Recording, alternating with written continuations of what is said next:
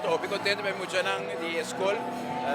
Toch op año, na mistera haya les de outra school e por fim arco-íris está claro. Não por vir back na casa. Palavra de felicitação na maestra na escola, hoofd de escola. Seguro também nós ministro de ensinança Michel Oibur. Trabalhou bem duro para renovar a escola e também os ministros de infraestrutura, essa Sivenger.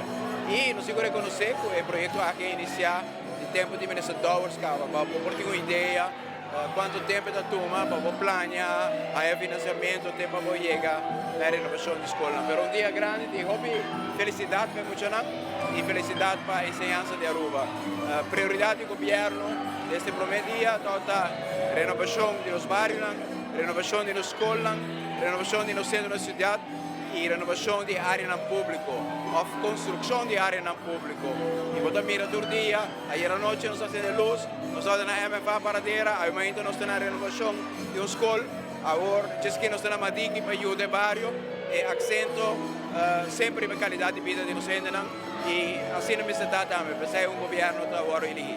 Quando mira que o ministério de ensinança para pôr prioridade com a escola, com os recursos que tem. Agora, naturalmente, o Ministro de Infraestrutura dá um rol muito importante. O Ministro Presidente, em caso aqui, mas tem que enfatizar e puxar para a Costa Cana com o ritmo com o qual nós queremos mirar a Costa realizar.